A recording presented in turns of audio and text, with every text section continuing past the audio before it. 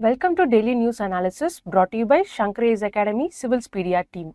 Today's date is 24th August 2024 and I am Bharati Ilangovan to carry out today's discussion. Here is the list of news articles that we are going to discuss today. We are going to discuss about the school safety guidelines, also the POCSO Act which comes under the GS2. We are also going to discuss about the Chandrayaan success sets India on the Lunar Mission. We will be discussing about the national space policy as well as the features under it. We are also going to discuss about the relationship between the Ukraine as well as India. At the end of today's video, we are going to have a prelims practice question as well. So without further delay, let's get into today's discussion. We know recently our Prime Minister Narendra Modi has paid a visit to Ukraine. On this backdrop, let's try to understand what is the bilateral relationship between these two countries, India and the Ukraine.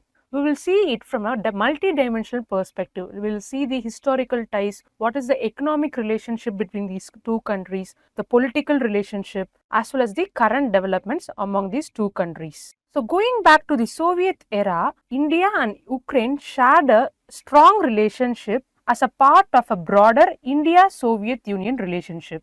But officially, a diplomatic relationship between the two countries was set up in the year 1992, shortly after the Ukraine gained independence after the dissolution of the Soviet Union. Talking about the political relationship between these two countries, there have been several high-level visits from India to Ukraine as well as from the Ukraine to India. This have helped in strengthening the bilateral relationship. Various bilateral agreements in the area of trade, science and technology, space and culture has been signed between these two countries. Talking about the economic relationship between these two countries, Ukraine is an important trade partner for India in the Eastern Europe. A wide range of goods, including the pharmaceuticals, machinery, chemicals and metals are traded between these two countries. Note that Ukraine is a significant exporter of agriculture products like the sunflower oil, wheat, corn to India. So this is very crucial for India to maintain its food security. Ukraine also supplies a military hardware to India, particularly in the area of aircraft and tank engines. Cooperation in defense technology has also been a key aspect of this relationship. Now we will see about the culture relationship. There has been a steady cultural exchange between India and Ukraine. The Indian cultural, particularly yoga, Bollywood and Indian cuisine is quite popular in the Ukraine. A significant number of students pursue medical as well as engineering studies in the Ukraine. This makes an educational cooperation a strong pillar of bilateral relationship.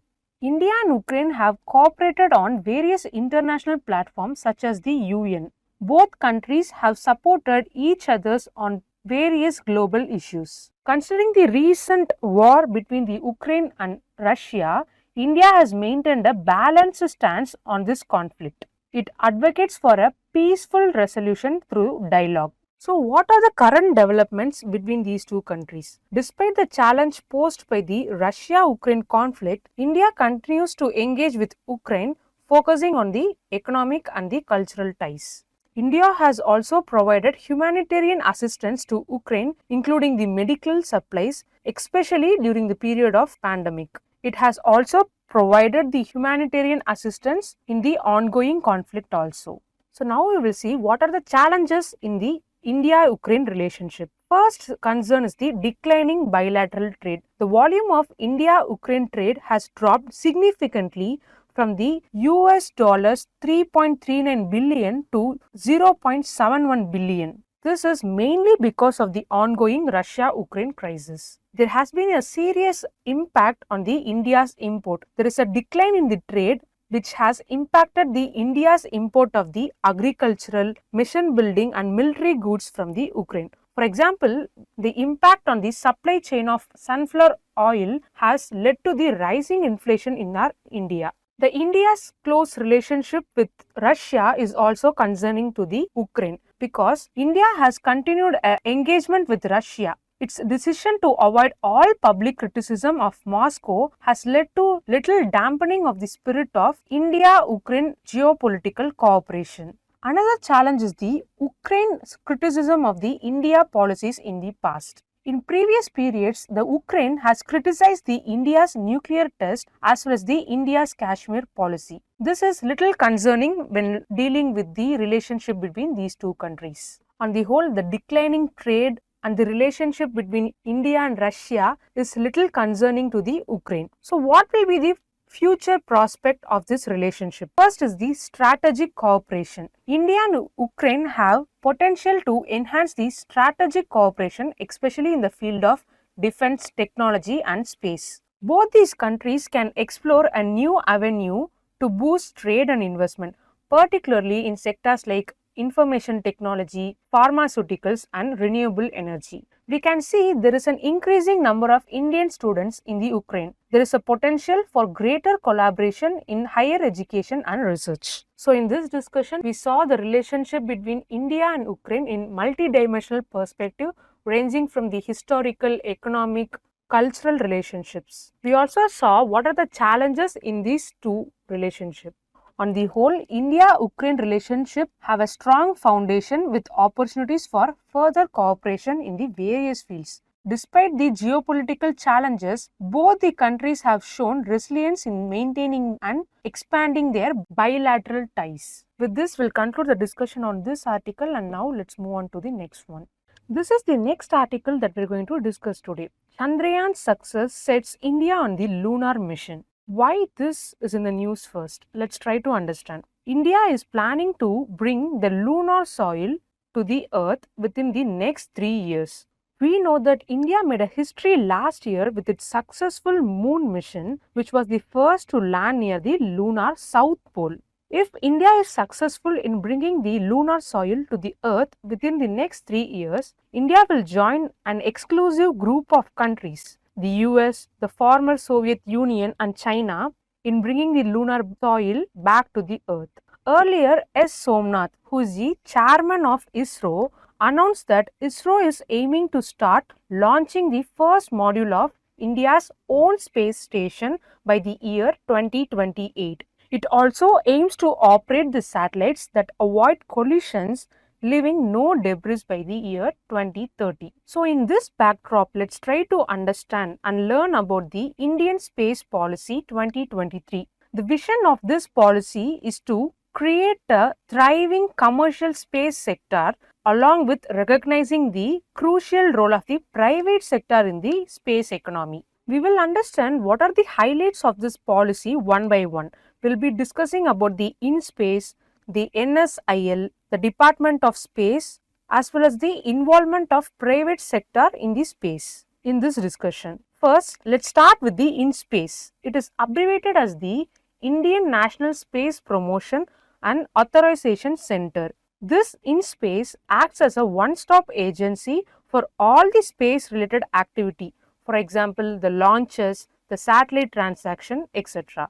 It will also share the technologies and create a stable regulatory framework for the private and the non-government entities. The InSPACe will promote the industry clusters and handle the regulatory issues. Talking about the NSIL, which is the New Space India Limited.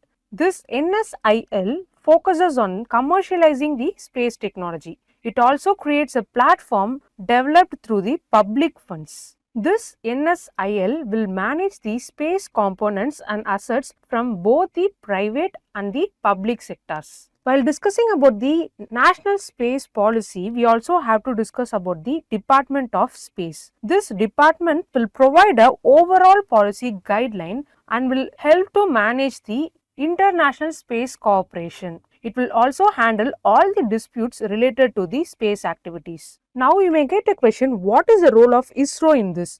The ISRO will gradually shift from the manufacturing space systems to focusing on advanced research and development. So there is a shift from manufacturing to the area of research and development. It will also transfer mature system to the industry for the commercial use and concentrate on the long-term projects such as the Chandrayaan and the Gaganyaan. The Indian Space Policy 2023 has been formulated in such a way that The non-government entities, including the private companies, can now engage in the entire spectrum of the space activity, which includes the launching as well as the operating space objects and communication services, remote sensing, and whatnot, the asteroid resource recovery itself. The NGE, which is the non-government entities, can establish their own infrastructure and make fillings with the International Telecommunication Union. These are some key highlights of the Indian Space Policy 2023. So what are the challenges in this policy? First is the lack of timeline. The policy does not provide any time frame for the ISRO's transition, which is the transition from the manufacturing to the research and development. They also do not provide timeline for the InSPACe to establish a regulatory framework. So this is a major challenge in this policy. Next is the regulatory framework itself. There is a requirement of clear rules on the foreign direct investment, the licensing, government procurement, and the dispute resolution to support new space startups. The InSPACe also lacks legislative authority and functions ambiguously under the Department of Space. So, the lack of legislative authority is also a serious challenge in this policy.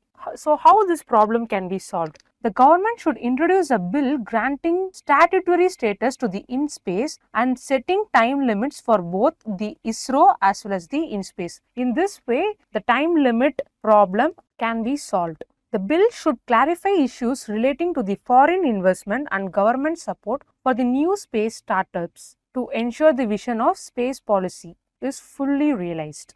That's all with respect to this discussion. In this article discussion, we saw what is the Indian space policy in a crisp manner. We saw about the InSPACe, the NSIL, and the role of ISRO. We also saw the involvement of private sector, which has been included in this space policy. We also saw challenges in the space policy and a solution to solve these challenges. With this, we'll conclude the discussion on this article, and now let's move on to the next one. This is the news article that we're going to discuss today. Let's understand why it is in the news first. Our Union Education Ministry has instructed the states and the union territories to implement the 2021 guidelines on the school safety and security. They have instructed because recently a sexual assault on two young girls happened in a school at Mumbai. These guidelines on the school safety and security align with the POCSO Act. It aims to ensure the students' safety by holding the schools accountable. It also promotes the preventive education by enforcing a zero tolerance policy. The states and the UTs can modify the guidelines to suit the local needs and must report on their implementation. So, on this backdrop, let's try to understand first what is POCSO Act. POCSO is abbreviated as the Protection of Children Against the Sexual Offences. This act was enforced on the year 2012. It is a comprehensive law to protect the children from the sexual abuse, misconduct, and the pornography. It ensures the child-friendly procedures for reporting as well as the evidence collection, investigation, and a speedy trial for the children through a special courts. Now we will see what are the provisions of this POCSO Act. It is monitored by a body called National Commission for Protection of Child Rights, which is NCPCR. A similar board is also there for the state, which is called as the State Commission for the Protection of Child Rights. These are the monitoring bodies for the implementation of the POCSO Act. This act also provides a provision which includes recording the statements at a location which is chosen by the child. This ensures there is no overnight stay at police stations. Based on this act, a special court is also set up for the fast tracking cases, which enables them to resolve the case within a period of 1 year.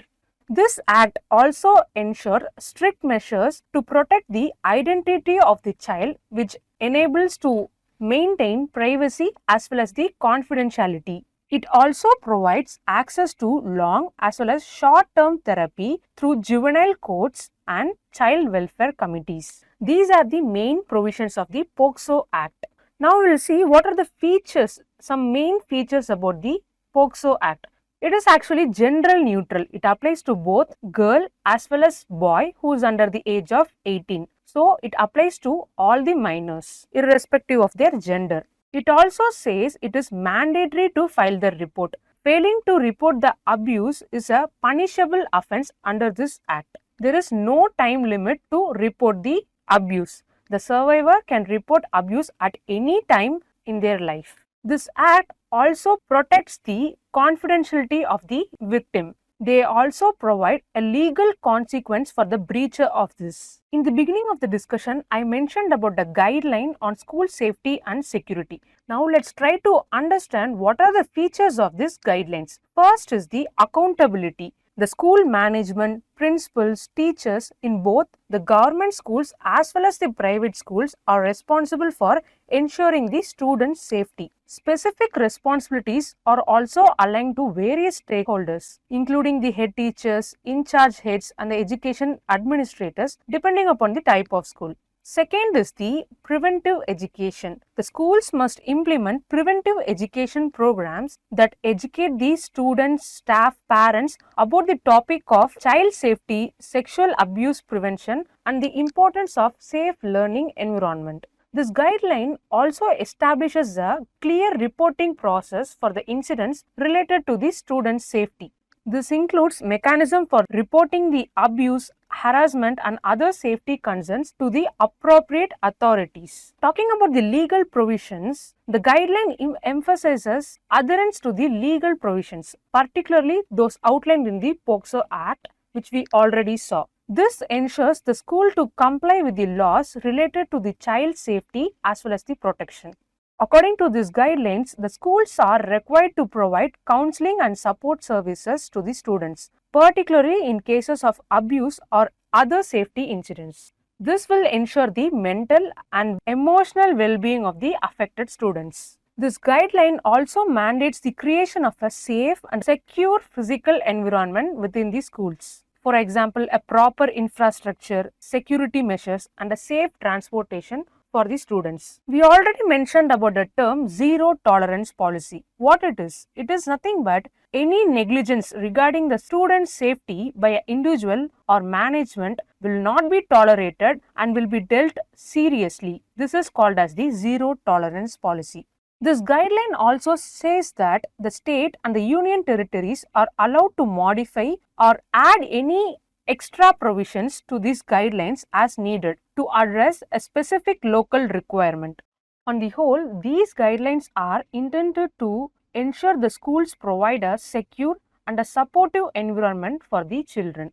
This will facilitate a positive learning outcome while prioritizing their safety and physical as well as the mental well-being of the child. So in this article, we saw what is POCSO Act and provisions, the features of it. We also saw the guidelines for the safety and the security of the child. This guideline highlights the accountability, preventive education, the reporting procedure, what are the legal provisions in it. It also says about the zero tolerance policy and the customization that can be done by the state as well as UT to improve their efficiency. So in this part of the session, we are going to discuss few prelims practice questions. The first question is, the Fordo and the Natanz region often seen in the news is related to which of the following? The answer is, it is a uranium enrichment facility in the Iran. It's a general geographical based question. The next question is, which of the following statement is true about the POCSO Act? It applies only to girls under the age of 18. It applies to both boys as well as girls under the age of 18. It applies only to the case of physical assault. And the last option is, it applies only in the case of offender is a stranger. The answer is, it applies to both boys as well as girls under the age of 18. This is the correct answer. And the final question for this video is, which of the following best describes the antrics? Option A, the first PSLV satellite launched in the collaboration with the US. B, the commercial arm of the Department of Space. C, a program to ignite the minds of college students to enter into the aeronautics. D, it's a special crew of astronauts to visit the International Space Station. The correct answer is B. Antrix Corporation Limited is a wholly owned government company under the administrative control of the Department of Space. So this is situated in the Bangalore, Karnataka.